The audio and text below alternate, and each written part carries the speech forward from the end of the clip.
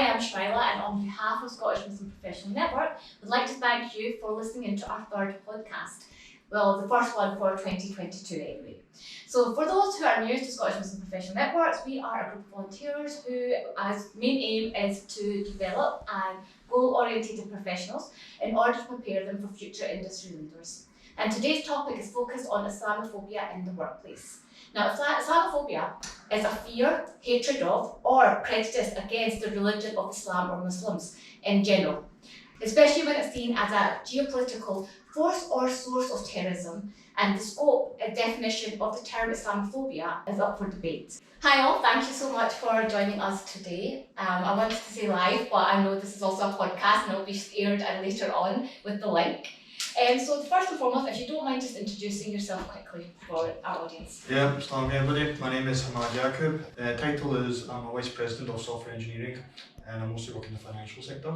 Assalamualaikum, my name's Omar Afzal. I'm a Public Affairs and Campaigns Manager, and over the years I've been an activist, a writer and a campaigner on Muslim affairs in Scotland.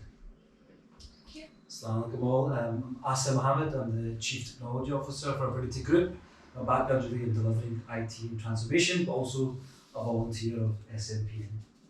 Thank you very much. First of all, thank you so much for obviously taking your time out today for this. Now, in regards to Islamophobia in the workplace, it's not something I have personally experienced myself. And I guess my first question out there is, what would you define as in regards to what would you define what Islamophobia is? Is there a definition? Yeah, I mean, well, there's a number of different definitions, and I suppose Islamophobia as a term is something that can be seen as quite controversial. Some people will say, well, it's a phobia. Other people will say that, well, it's a phobia against a certain group of people. Some people will say that it's a justified phobia. But actually, I think the best definition for Islamophobia is the one that's been put forward by the all-party parliamentary group on British Muslims in the Westminster Parliament, which was that Islamophobia is actually a form of racism. And it's a form of racism which targets expressions of Muslimness.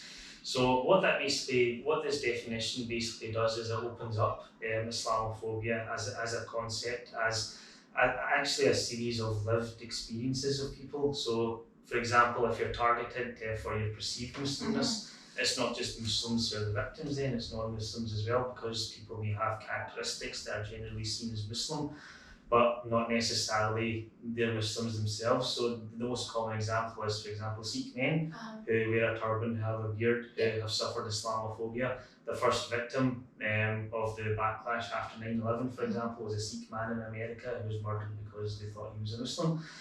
So Islamophobia, it's this spectrum of lived experiences, and it actually begins, it can begin as early as primary school as well. We've got ample evidence that school children have been subject to Islamophobia, right the way through to being in public transport, suffering verbal abuse, physical abuse as well, and right the way through to some of the more serious aspects of it, which is things like attacks on mosques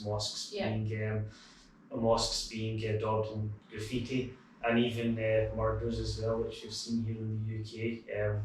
One of the ones was down in Birmingham. There was an elderly gentleman on the way, he's walking to the mosque and he was murdered. So what we see is this kind of spectrum of different experiences that people have, and sometimes it's very difficult to actually put a word to that. But what we've got to remember is what's important here is actually that lived experience.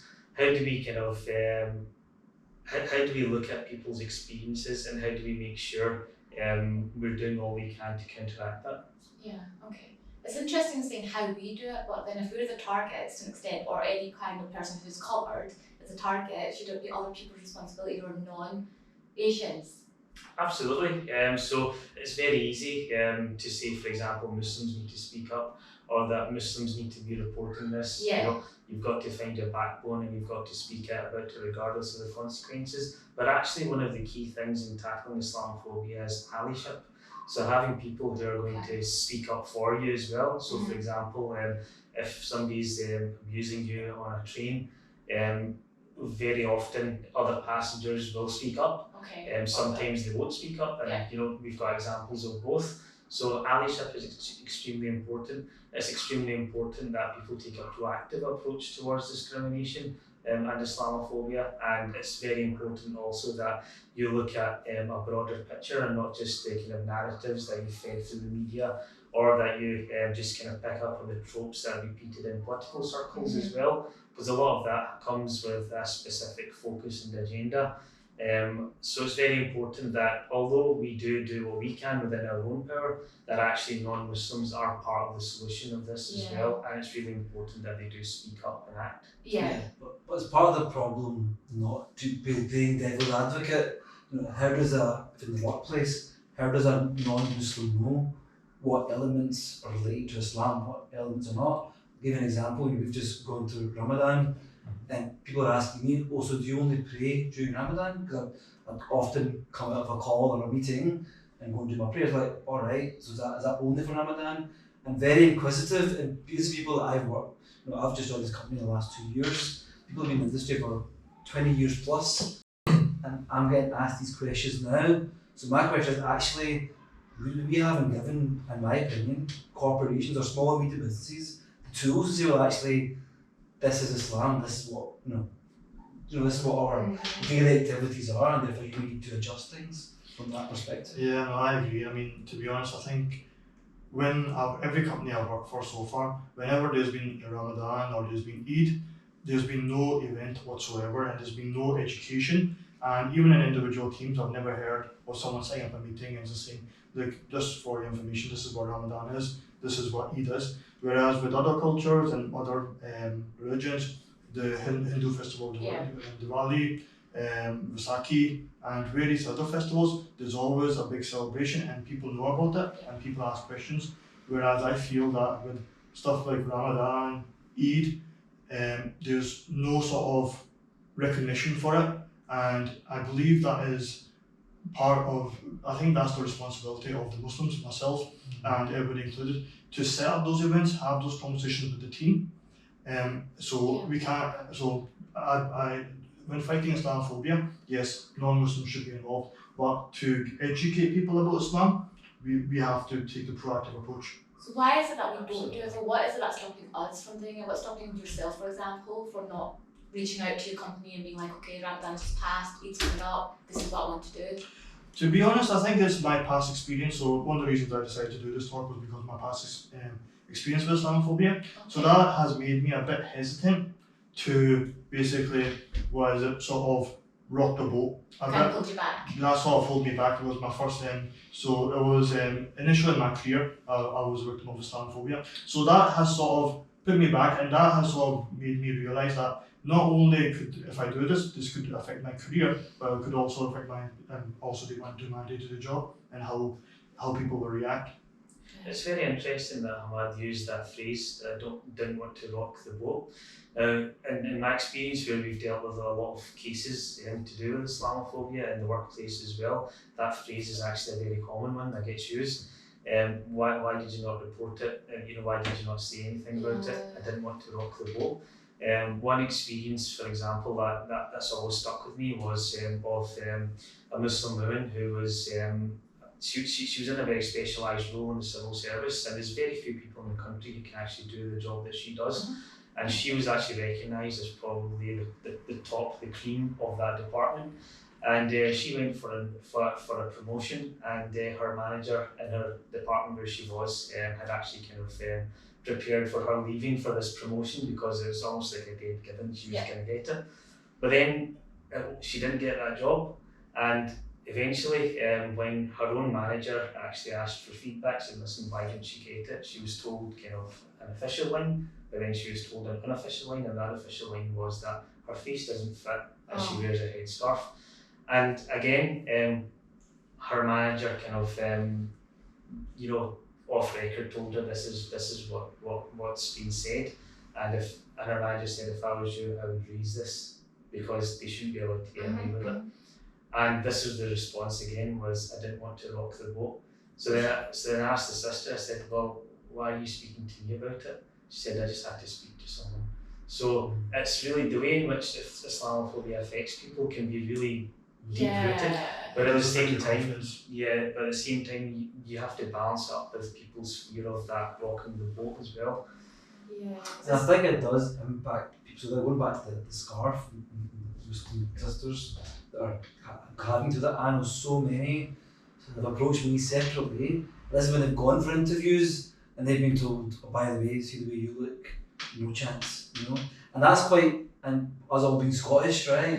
It's very prevalent in Scotland, unfortunately, you know, and it still exists. Even like 18 months ago, I was approached with somebody who said, actually, this is the feedback I was given, you know, as a quite a, you know, well-known media organisation that did this feedback. So that physical looking like a Muslim, as we talked about Sikhs earlier, that has a real you know, detrimental impact. So this is where there's really two aspects as to how we need to deal with this. One is the proactive one as Muslims. I mean, we believe that our whole life should be a form of dawah anyway, the way we interact with people, our mannerisms, you know, and talking about our faith and things. But conversely, organisations themselves need to be proactively looking at how they can make the work life better for their employees, and that means, for example, things like the religious festivals, making sure they know what's coming up in somebody's religious calendar and acknowledging that, and actually maybe even asking the employee, look, do you want to write a few lines and we can put it into the group.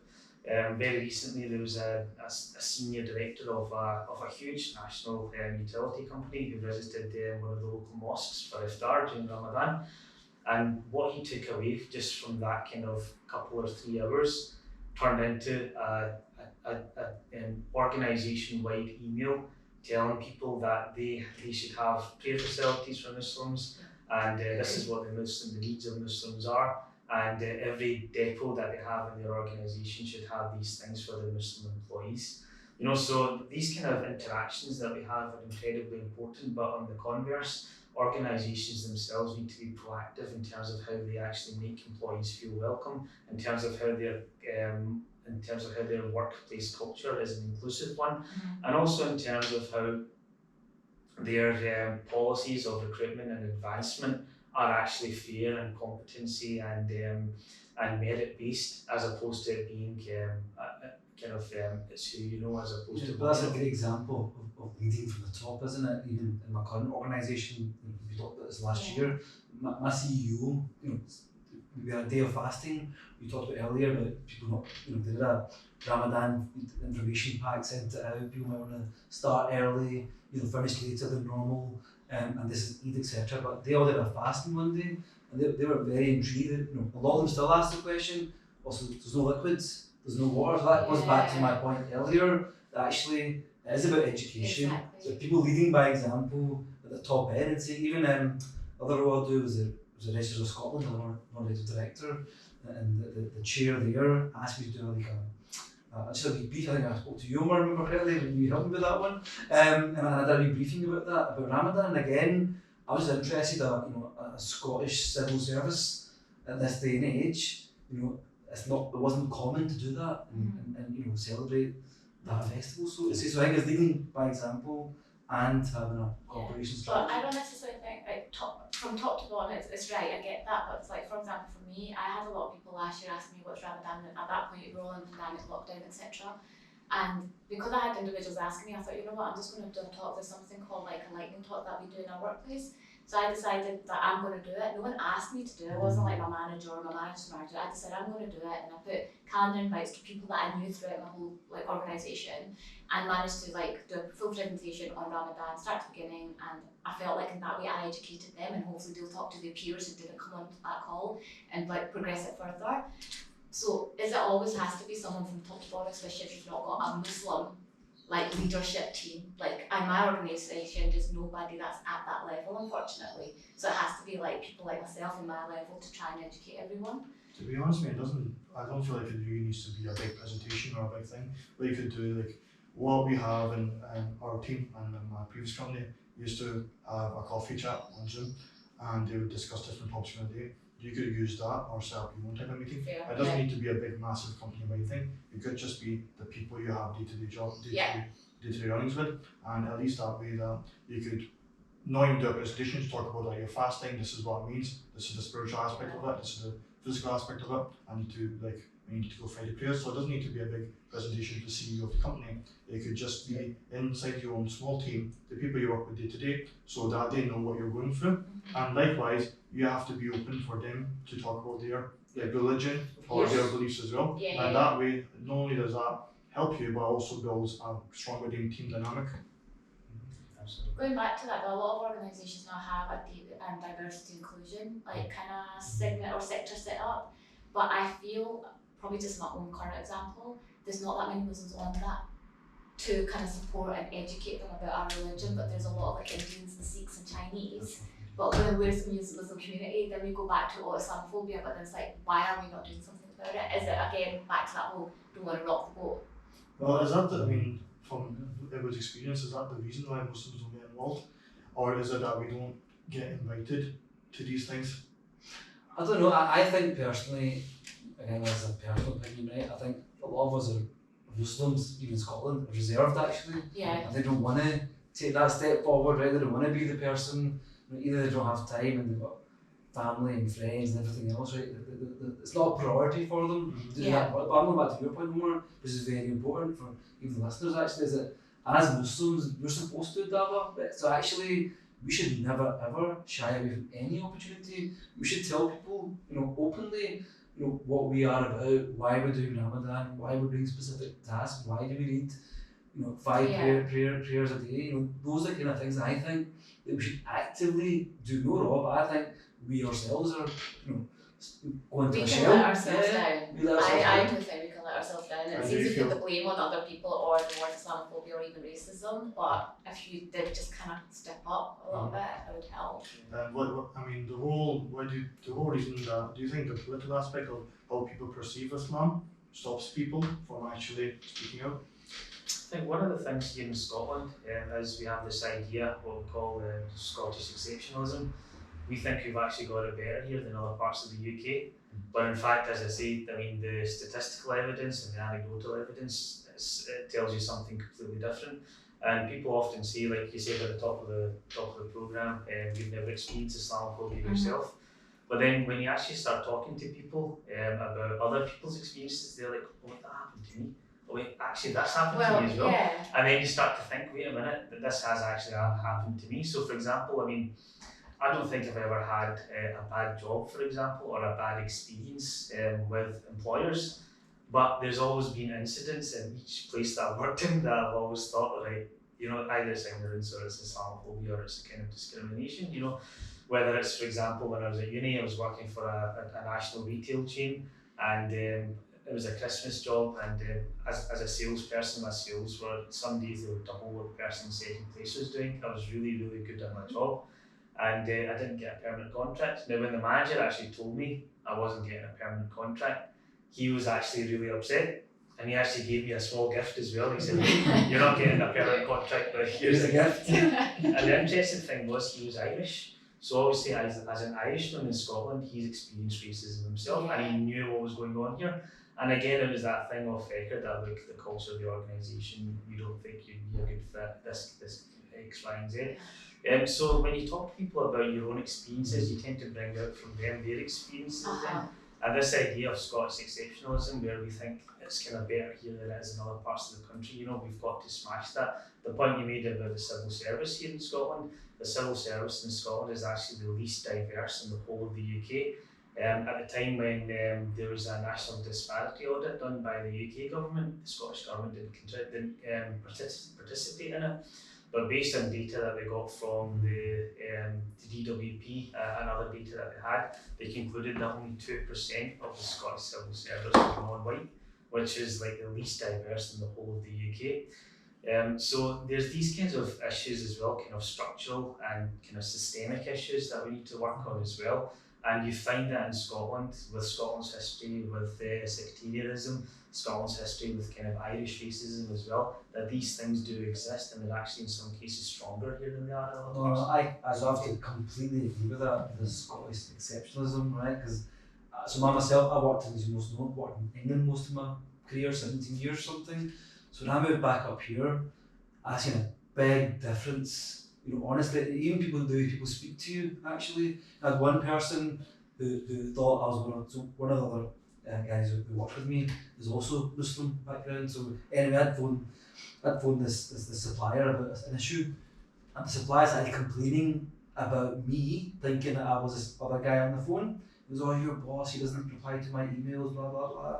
The message is, by the way, it's me you're speaking to. And I'm like, oh, and his answer was, oh, you both sound the same. And I stopped.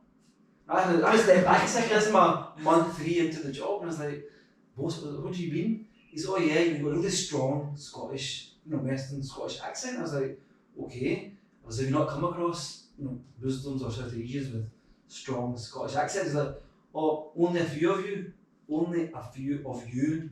And just the way, and I don't know whether, I think he was abroad and, I called him out on holiday or something, there was a reason for that, but just the way he spoke and his mannerisms, that just told me straight away that there was an issue. And I've had other experiences recently in Scotland, and I've always thought, actually, I would never ever in my 17 years experience that in England at all, right? And that we have this thing of we're better than the rest. I don't believe that at all, actually. But what do you think companies going forward could do better in regards to trying stopping or decreasing this experience? Even before going better, I think you talk about your personal experiences, right? I think some of them are just ingrained, and I can give you other examples where, I myself, when I was in a graduate programme, still listened to music or body music, Twilight, I was listening to the Quran during Ramadan, and my boss walked in and said, oh, what are you doing? I said, I'm doing my spreadsheets and listening to the Quran. He was like, oh my God, that's like coming to work with the Bible. I said, well, I'm not stopping you, right? Yeah. And he got really offended, and then he started this big tree. He said, you people, when you come to this country, and I was like, oh my God, this is my graduate job, year 2. Yeah. I was taking it all in, and to be honest, I took it all in. Yeah. And I remember saying to him, about 6 months later, sitting in Wimsor Road in Currymill with a team meeting, and saying, I want to say his name, obviously, he said, do you want to repeat what you said like 6 months ago about you people? He's like, no, I was not joking. I said, but that joke. It wasn't a joke. It was an indirect dig. Yeah. And I think it'd be good to hear others' examples as well from that perspective. I mean, just to go back on your point, how do we get companies to stop that from happening? I don't think they can. I think that it's in the people who have that perception and who have that ingrained racism inside of them will always have that opinion. All you can do, my personal belief, is all you can do is reach out to people who don't have that opinion and try and change it. I mean, so my opinion, and something I wish we should have done, is when those things happen to me, I should have reported it. That's the only thing you can do. Is that looking back in hindsight? Looking back in hindsight. Yeah. So when that stuff happened to me, I should have reported it straight. But in terms of a company stopping those people from doing those things, don't think they can do anything, because I think racism is ingrained. All you can do is sort of deter them, but their opinions will still be there. All you can do is, like you said, give dawah to the people who don't have those fine-grained racism, and just try and give them more education about what Islam is. Yeah. I think the other problem that we have as Muslims anyway, No, I think you're going to touch on the same point. I don't know. No, okay, so my point was, you've got Muslims, right? Some are practicing, some are somewhat practicing, and then some are not practicing. That can confuse so many people in the workplace who don't know much about the religion itself. Do you know what I mean? For example, you said, someone asked you, do you only pray in the 1 month of Ramadan? No, we pray the full year, but it's that 1 month where we fast. But there are Muslims out there who only decide to become practicing Muslims in that 1 month. So naturally that's going to confuse your non-Muslim colleagues, right? No, what do you say to that? Like, well, you have to have a decent amount, that's up to them. That's true. It's their connection. But I think they're also feared, So I remember when I first joined the graduate programme, I never used to time every Friday afternoon. I used to miss my Friday prayers regularly because I was working, right, and work was really important to me. I remember my granddad passed away and was working the weekend, and I didn't get the Quran, right, because I was working. You look back at these things, you think, why did I do that? Yeah. Why did I do that, right? And then I think you yourself have to establish a position and say, you know what, this is my principles.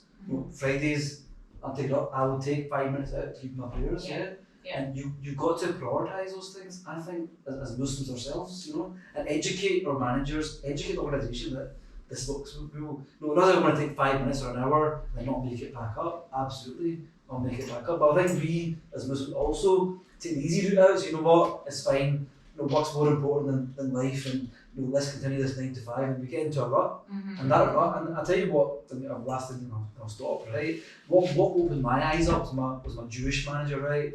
It's sad to say, but it's true, right? I was in the middle of a meeting in Ipswich, I'll never forget this moment, middle of the meeting, and he just stopped. He went, right, everybody, I need to spend 5 minutes in my Torah. And he sat there, took his Torah out, right? And everybody left, took the 5 minutes, he read it. And I thought to myself, I can't even take out a few words of my prayers. And this boss of mine stopped the whole meeting, about 30 of us, and so that changed personally my perception, and I did a change in the way I work, right? But I just think generally people that I meet, we think work's more important. Let's not rock the boat. We heard quite a lot from that perspective. Yeah. And just to make a point on Friday prayers, I mean, I used to, I still think that way, and alhamdulillah, every company I work for have been quite flexible, and they've allowed me, I mean, they basically, I can still read my Friday prayers and go still to the mosque on Fridays, and I've, alhamdulillah, not been stopped. However, in the experience I was talking about, basically when I said to someone, like, I'm going to miss this meeting, I'll catch up this meeting afterwards, basically he laughed in my face, saying that, basically mocking me for my religion and reading Friday prayers. And also, there was, whenever, so basically at that point I was working flexi time, so basically as long as I got the work done, no one would really question.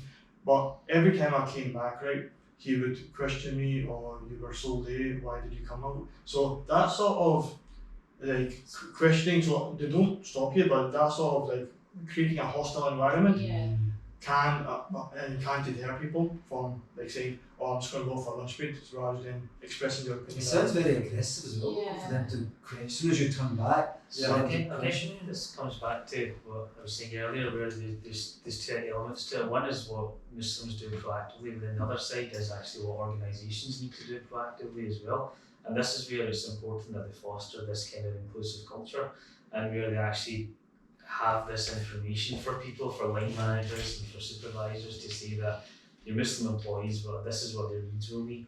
They will have to go for Friday prayer, and the Friday prayer will take X amount of time. Where's the nearest mosque? It's 15 minutes away. Factor that in for when they're coming and going as well. So that's the time they're going to have to take off. They might be practicing, in which case they might need a place to pray. Now, Muslims are flexible, and we'll pray anywhere. We'll pray, for example, underneath the stairs in a fire escape. We'll pray in a cupboard somewhere. We'll pray in the first aid room, wherever there's room. We'll put our masala down and we'll pray. But for workplaces and for organisations, they should have that kind of approach where they want to make their workplace more inclusive. Part of that is the kind of having the kind of facilities that their employees would need, like for example a small prayer space, maybe even a small holy area if they can. And with all these new offices that are springing up across the country, prayer and contemplation areas are all the rage now. So you're finding that these areas are popping up.